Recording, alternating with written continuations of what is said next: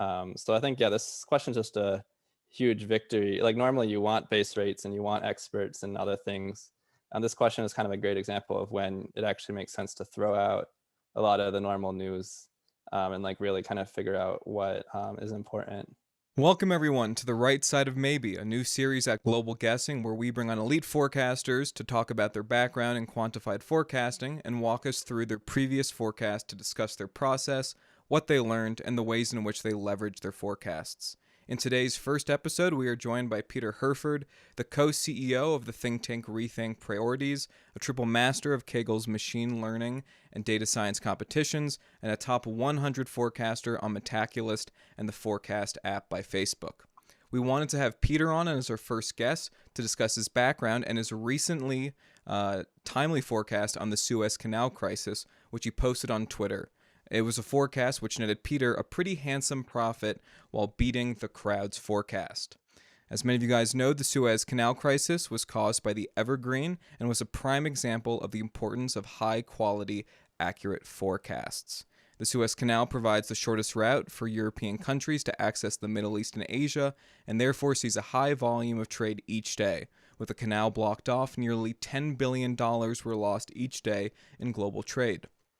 Knowing when the crisis would end, therefore, has immense implications for global trade and markets, yet making accurate forecasts on events such as these can be very challenging. Last Sunday, or rather the Sunday before that, while the Metaculus community median for when the canal would be cleared was rising and prices on the forecasting trading platform Polymarket were crashing, Peter made the following forecast on the Evergreen. There was a 10% chance that by 3:28 the ship would be cleared out, a 30% chance by 3:29, a 31% chance by 3:31, and then a 95% chance by April 14th. In comparison, the Metaculus median prior to the news breaking was over here on April 3rd, and at the same time, the Polymarket estimate was much lower. Right before the prediction sort of resolved positively and the news of the ship broke out, the overall price on Polymarket was 27 cents, giving roughly this sort of distribution on the likelihood of clearing. Meanwhile, our forecast was also pretty off Peter's. It sort of matched on the end of the spectrum, but definitely diverged here at the top. So Peter's forecast definitely stands out on being the right side of maybe and beating a ton of forecasters, not only on Metaculus, but on Polymarket. For instance, on Polymarket, at a low price of 27 cents, the contract prices were at a 60% discount relative to Peter's confidence of the ship clearing, and purchasing contracts at that point would have net someone a 270% profit only a few hours later. Not bad, Peter, for someone who doesn't know much about ships. Thank Um, you. Thanks. yeah. So before we get into this forecast specifically, we want to sort of start off getting to know you and your background in the forecasting space. But first, a special thank you to McCall Dubrowski, a forecaster at Metaculus and Good Judgment Open, who came up with this name, as well as a thank you to Philip Tetlock, Barb Mellers, and Dan Gardner, the parents of super forecasting, for popularizing the phrase "the right side of maybe." Without further ado, welcome, Peter. Thanks. So yeah, we just wanted to start off and sort of talk about your background in the forecasting space. Sort of how and when were you first introduced to the concept? What sold you on it, and what made you interested in getting better at it? Yeah, well, I'd always been kind of interested in forecasting kind of from reading Philip Tetlock's work, and it seemed pretty cool that there was this like group of people that were producing like highly accurate forecasts. But it took me a couple of years to try to decide to delve into it myself. I kind of started getting really serious about it in the run up to the 2020 presidential and Senate elections, because I had kind of gotten involved in polling, and from polling, I was really interested in figuring out how accurate the polls were and like how we could forecast the results of elections, and like kind of looking at the 538 model and seeing kind of like how it predicts and like where it could be improved potentially, or and tweaking about it. And from there, I kind of got really interested in like Metaculus making forecasts there, and then also pretty heavily interested in the political betting on Predict It and Polymarket. And yeah, I've been pretty involved in betting and forecasting kind of a lot over the past 4 months, kind of just rapidly getting up to speed. So approaching the 2020 election, you say that that's when you wanted to get, sort of serious about quantified forecasting. Were there skills or certain things that you thought would be important to learn or develop as you're, starting to make those forecasts? Yeah, like what sort of things are you focusing on? Yeah, I think like the main things I was focusing on were kind of like collecting information from a lot of different sources and like aggregating them pretty well, and like also I guess just kind of back testing forecasts a lot. So like kind of seeing like if you had followed this method previously, like would you have had good results or not? Um, and then that kind of formed the basis of like actually calculating the probabilities.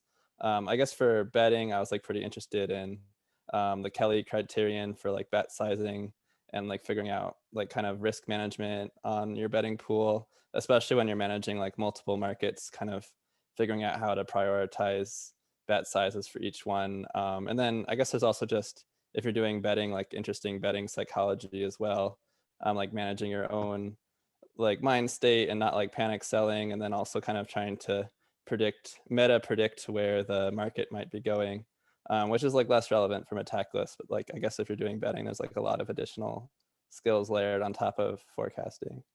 So just so that like one of the first steps you took to improve and learn forecasting skills was sort of developing this sort of diverse media diet.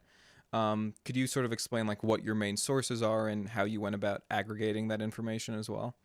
Yeah, I would say my main sources are usually like Twitter based. I think I've like spent a lot of time just kind of trying to carefully curate a like list of people to follow. I think you can find a lot of information on markets by searching Twitter as well. I think like following other people on Metaculus is also super helpful. And also like I guess just kind of trying to ask a lot of people what their opinions are of things. Like a lot of it can be pretty specific to the market. So maybe we can like get in eventually when talking about how I did the ever given market. Like a lot of it just kind of varies a lot by market. I don't really read that much like day-to-day news. I get like I guess like a daily news email from the Dispatch. I like that as a news service, but like I'm not like trying to read a ton of news like all the time. Is that so? Is that for sort of like managing just the noise that's inherent in sort of reading like a full news article? And so by getting into Twitter, you're just sort of getting short snippets of the news?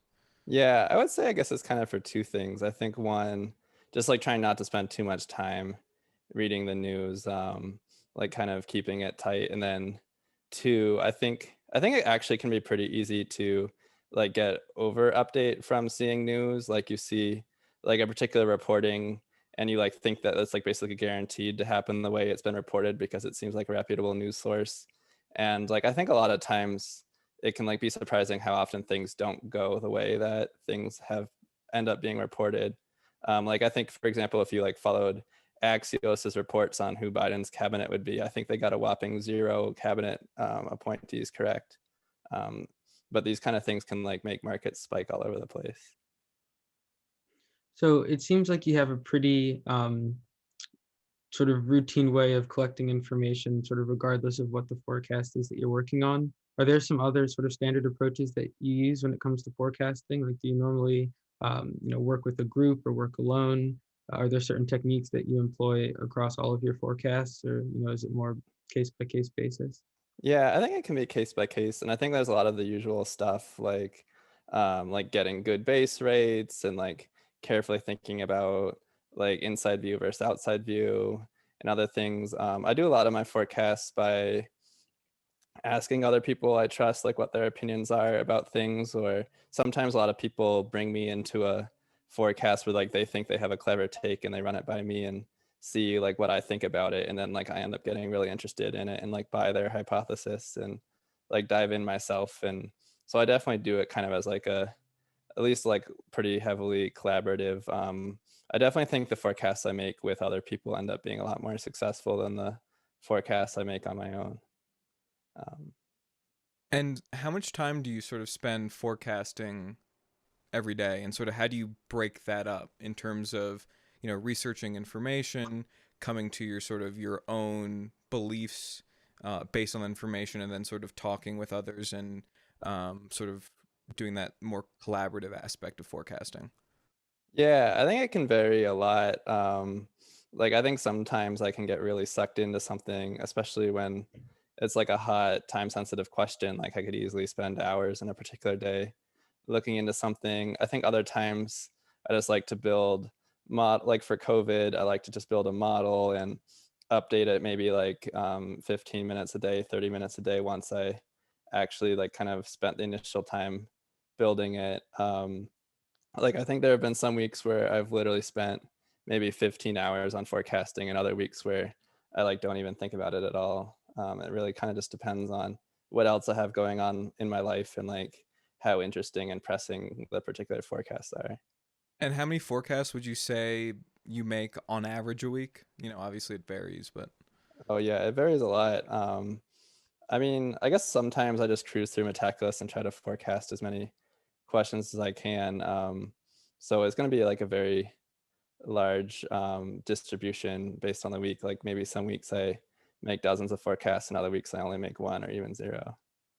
so then you're spending sort of how much time to make I mean, obviously a forecast that's new developing. I'm guessing the Suez crisis, which we'll get to shortly, was a longer one, and other ones are shorter. But Yeah, I think is like it like a lot of times on Metaculus, like I can sort of play speed chess and make a forecast in just a couple minutes where I look at the community median, look at the comments on the Metaculus forecast, kind of think through, do I think the community median is off in any particular direction?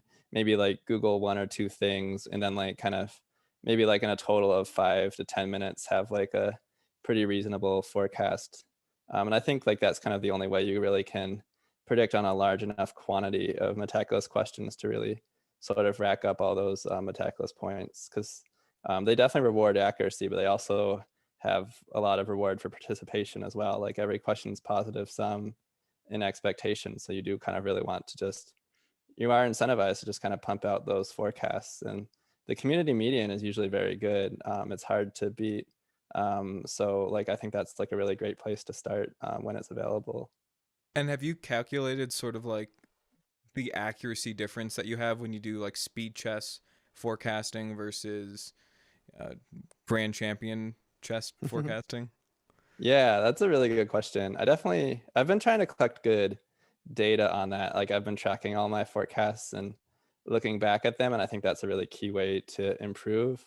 I haven't done that, like I haven't looked at that specifically, like returns on effort. I definitely think I should. I think a lot of it is going to be based also just on, like if I have the community median, I'm going to do a lot better than if I don't. Um, and so like that could make a really pretty, it could vary a lot by question, but I definitely should look at that. That's like pretty interesting. So I think now we want to get into the meat of the episode, and we sort of talked about some of the scaffolding around it. Your approach to some of the forecasting that you've done in the past. But can you speak a bit about how you approach this question of the Ever Given ship and the Suez Canal? Um, did you use an outside view perspective or a base rate for this? Sort of a black swan event, so it might have been hard to do that. Just what were some of the biggest factors that you were thinking about?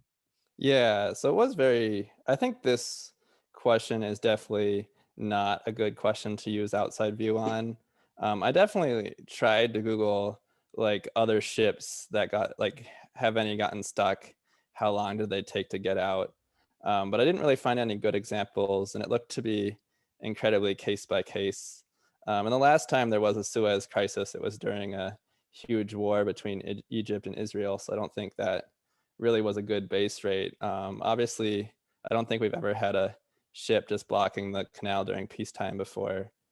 So yeah, I kind of basically ignored all outside views and just kind of really tried to focus a lot just on the individual facts of the case. And I didn't really make a good forecast until after like I had observed a good amount of their attempt to extract the ship. Like I think I made my forecast like on like I think the second, well into like the third day of the rescue attempt. And so, like, what were those primary factors that you considered while, determining that inside view? You said you were watching sort of the process of digging it out. Was it how much sand they were removing each day? Like what? So yeah, what were the factors that went into your forecast? Yeah. So I think the main thing I did, like when I first saw the market on Polymarket, I saw it on Polymarket first, and then I saw it on Metaculus, and then I tried to compare the two, and like that was kind of interesting. Um, I think Metaculus started out being a little bit more pessimistic than, no, a little bit more optimistic than Polymarket. So that's good for Metaculus. But like I saw the price fluctuating a lot, and I like tried to just read a lot of different news articles. I think I may have read like 24 different articles where they had these like experts like speculating about how the ship got stuck and like how they're going to get it out and like what they need to do. And like one of the main things I saw was it seemed like no one really knew anything. Like some people thought it would be out in only a couple of days. They ended up being right. Some people thought it would take weeks, and like they kind of just discussed the factors. And the main thing it seemed like was that I was either going to get dug out pretty quick, or they're going to need to unload all the cargo and it would take weeks. And I thought it was kind of like 50-50 because it didn't really seem like anyone had any good idea about how hard it is to dig out the ship or not. And so then when I saw the market was kind of confident in one direction, it seemed kind of like it could make sense to sort of take a stake in the opposite direction. But I didn't really make a firm forecast until they were well into the digging process. I think the main thing for me was two things. One, that the tides were going to get better every day. They were hoping to use the tides to float out the ship. There's obviously high tide and low tide every day, but there's a lunar tide cycle as well, and it was approaching a full moon. So they were going to have like the highest possible tide. It ended up being the day after they floated the ship was the peak tide, so they got it out even faster than peak tide. And then the second thing was digging. It seemed like a lot of people were getting um, like thinking that the digging wasn't going to work because they hadn't made a ton of progress yet. But when I was like reading about the digging, it just seemed like they weren't even finished. Like there was a lot more digging to be done that hadn't been done yet. And like they had published information on like the rate of the digging and the amount of sand left to dig. And like that kind of led me to believe that the digging attempts haven't even really had a chance to succeed yet. So like all the people that thought digging was done and we just had to unload the ship, like it didn't seem like that was actually borne out by the evidence. And I think the key thing for me was eventually they had dug enough of the ship that they were able to start rotating the ship.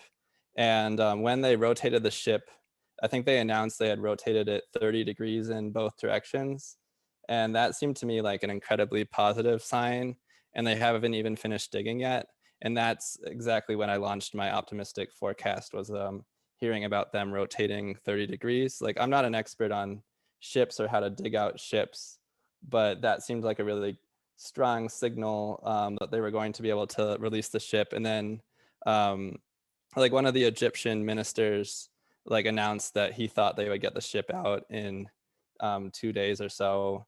And he seemed like a moderately trustworthy source, though of course there were other sources disputing his claims.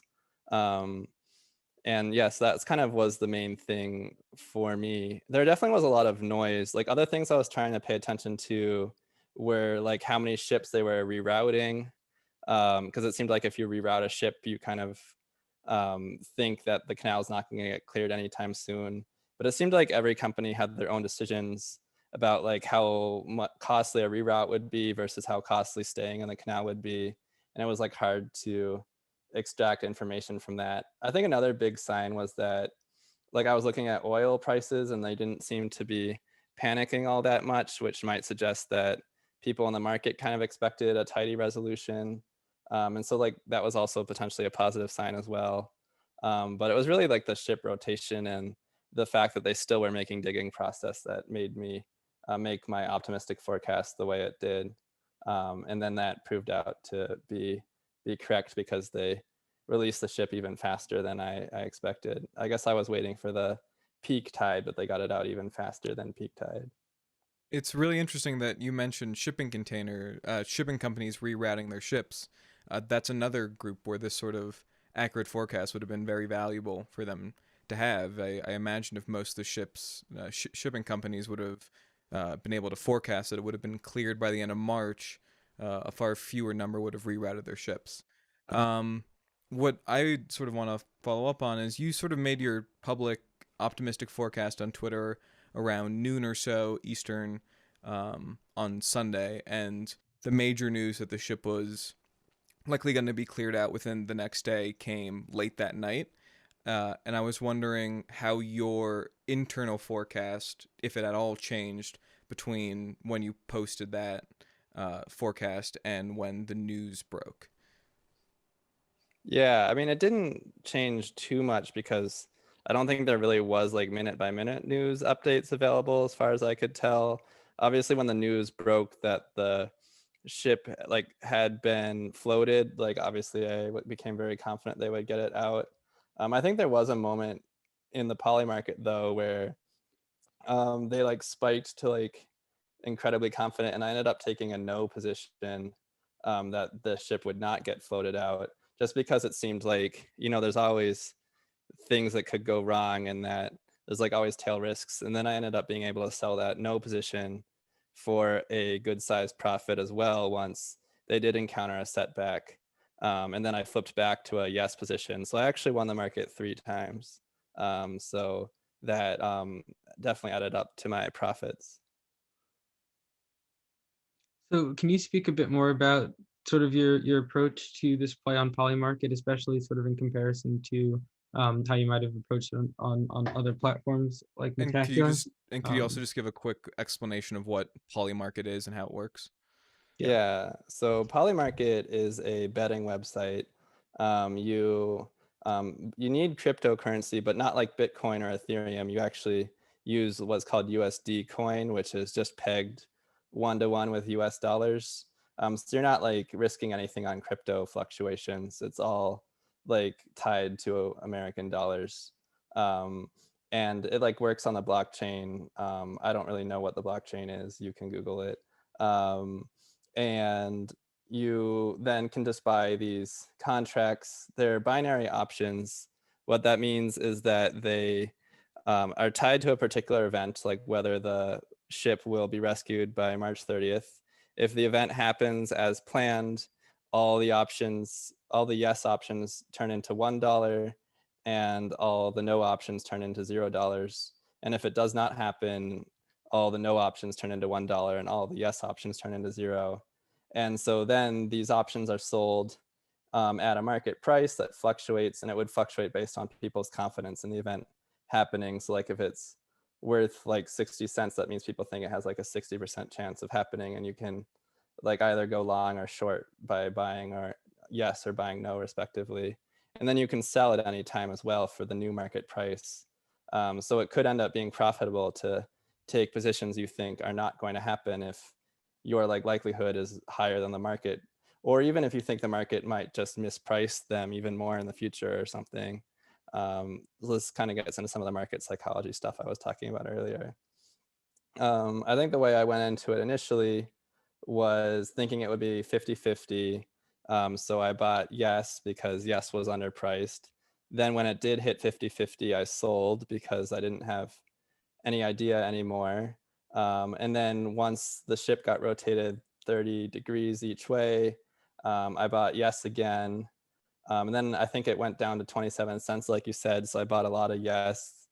And then it went up to 95 cents and I sold all my yes. And I bought no because I thought they were overconfident in the ship being floated.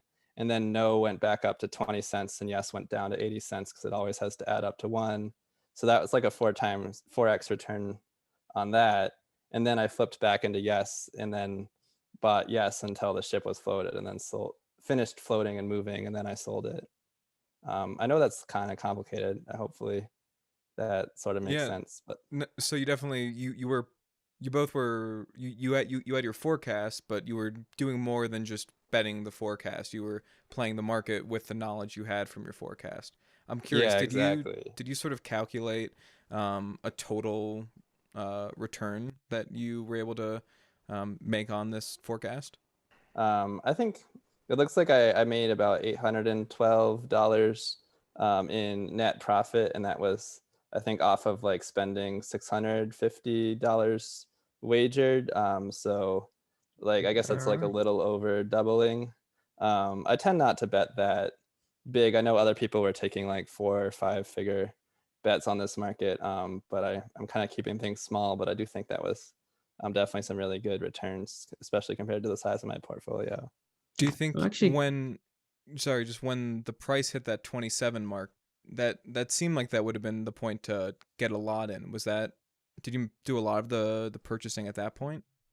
Oh, I mean, that definitely would have been ideal, but unfortunately, I think I bought about half of it at 40 cents and then the other half at 27 cents because like I didn't anticipate that it would continue to drop. and just quickly, I think this is more for my edification, but also I think people will be interested. In your experience with Polymarket, if you've used like Predicted or some of these other betting platforms, you just mentioned that some of the sizes of trades that you were seeing or hearing about were 4 or 5 figures. Is that something that is common in your experience across questions on these platforms? Like just like what magnitude of trades are you seeing? Yeah, I think it can be. It can really depend a lot on the market. I would say, first of all, Predict It has a rule where they limit you to only being able to bet a maximum of 850 on any individual contract. Though sometimes there are multiple contracts per question, which then could allow you to bet more on a particular question. Where Polymarket, the only constraint is how much liquidity there is in the particular market. And I think they usually tend to have 5 or 6 pretty big markets at any given time where it wouldn't be unusual to see trades in the high 4 figures, low 5 figures, more money than I'm Interesting. putting in, but other people, I guess, have a lot more money to play with. Yeah. Uh, and so clearly, I mean, this forecast, as we showed with the graph, was on the right side of maybe in comparison to the Metaculus community, and what the Poly market was saying. Uh, so what do you think sort of went right? Like, what do you think you did strongest with this forecast? And then also, what do you think was the weakest part of this forecast, and how would you change that for next time? Yeah, I think the strongest thing that I did was so I worked on this question with a friend, and that was super useful to kind of talk through things with him. I think we just did a really good job of kind of, I think for this question, there was just like an incredible amount of noise. And I think we did a really good job of kind of cutting through that and kind of focusing on the actual like facts on the ground and what was changing, and then like kind of figuring out like who we should listen to. And then just like, I think we like just ignored a vast majority of of information that other people were kind of over focusing on. So I think, yeah, this question is just a huge victory. Like normally you want base rates and you want experts and other things.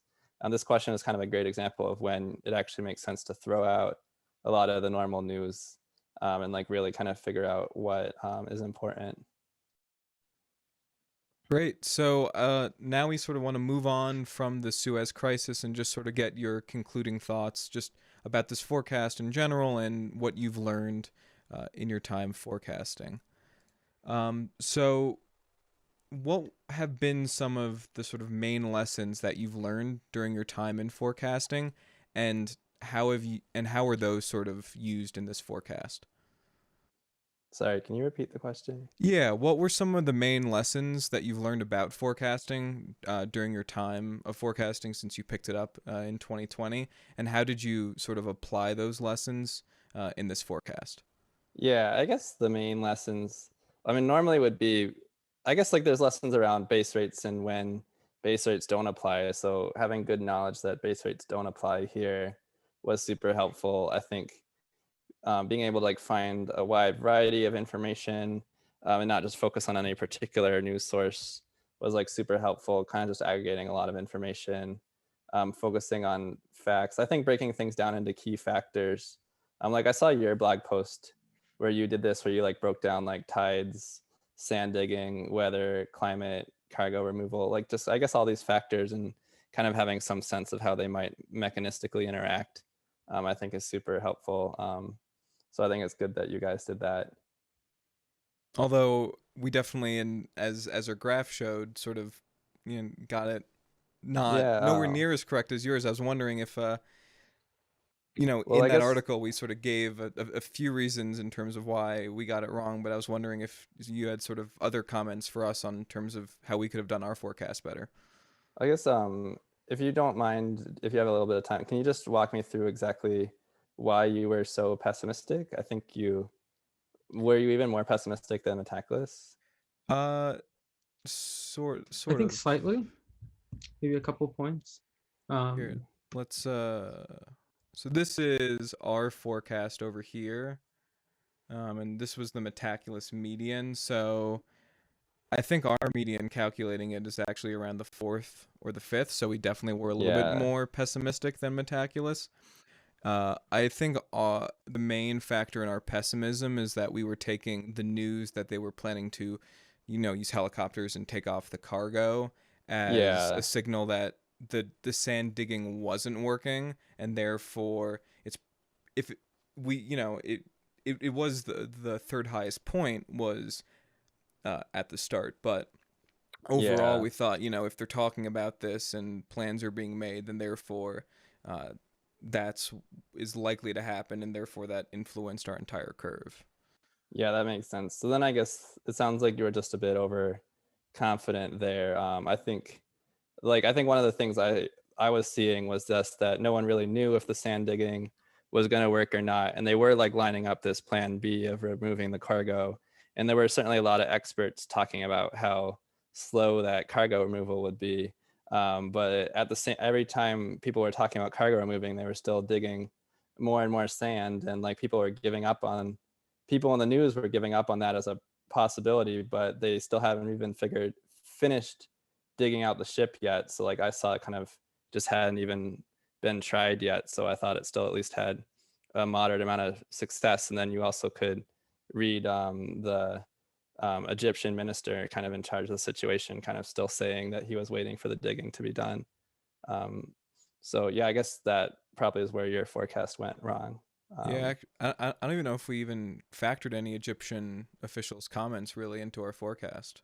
Andrew, I did was we? going to say, I think a big part or a big lesson that we can take from this is just the way that we look at information and gather information. I think we're reading a lot of sort of mainstream news articles, and we were trying to understand the situation. And maybe looking at Twitter or some key figures who yeah, had influence or knowledge of the events would have been more useful. Yeah, I think a very common forecasting mistake, and one that I've personally made dozens of times, is like reading one news article or even like two that both say the same thing and just kind of taking that as like an absolute fact, or like Yeah. assigning like, oh, like these two news sources said it, so like it has a 90% chance of happening or 95% chance of happening that way. And I think in reality, like that's just not the case. I think the base rate of news sources being right is more like maybe 80% or less. Like that's a number I just pulled out of the thin air, not a number based on any sort of research. Would be cool for someone to look into that. But it's definitely not like 90 or 95% like I think people tend to assume. And again, I've been victim of that mistake too. I think a lot of people are. I think it's actually kind of funny. You can see many times on prediction markets, a news article comes out and it will like spike the prices for an hour, and then the prices will go back down once people realize that like the news article wasn't infallible. Right.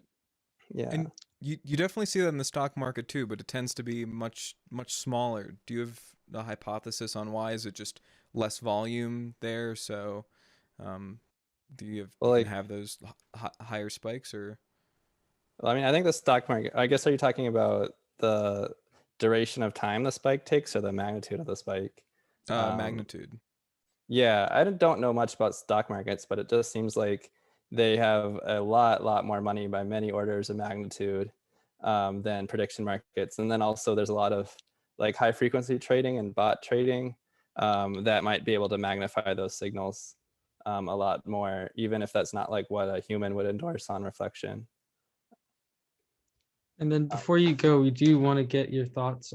You talked about some of the news sources that you use. Are there, books, skills, Twitter accounts that you think would be helpful for other people who are interested in quantified forecasting and want to be on the right side of maybe like you were?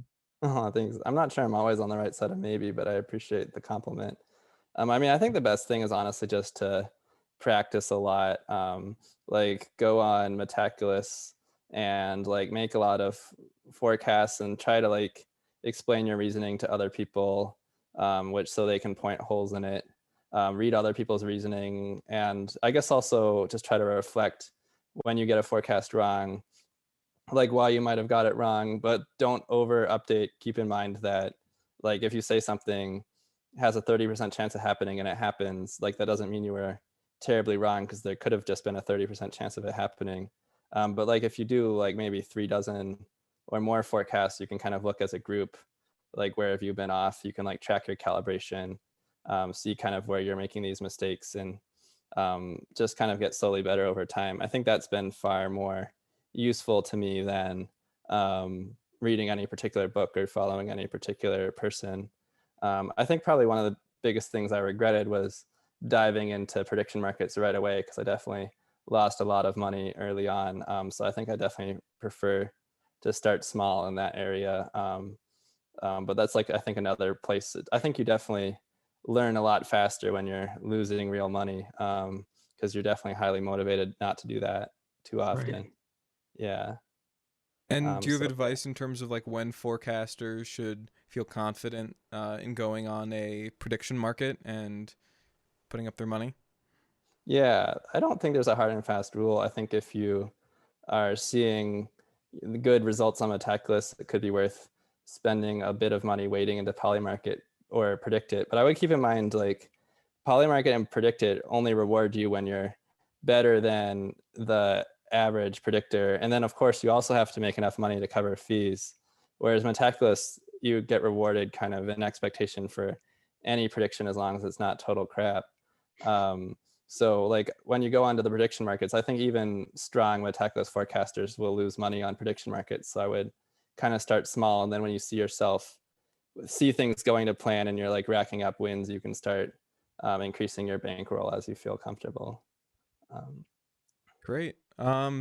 Well, Peter, thank you so much for joining us for the first episode of The Right Side of Maybe. Yeah, thanks. I learned a lot. I was about to say I learned a ton. Yeah. I'm glad.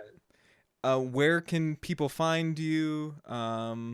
Anything you want to plug? I know that you have a podcast coming up in the near future about forecasts as well, if you want to talk about that. Yeah, sure. So I'll plug a couple things. First of all, it's just my Twitter, at Peter Hurford. That's Hurford. I like to tweet a lot of my forecasts. I think this Ever Given forecast I did tweet out. A lot of my forecasts are good. A lot of them are bad. I'll let you kind of sift through that. But I definitely enjoy putting them out and learning from it. The other thing I'm involved with is what's called the Open Model Project, and that's at openmodelproject.org.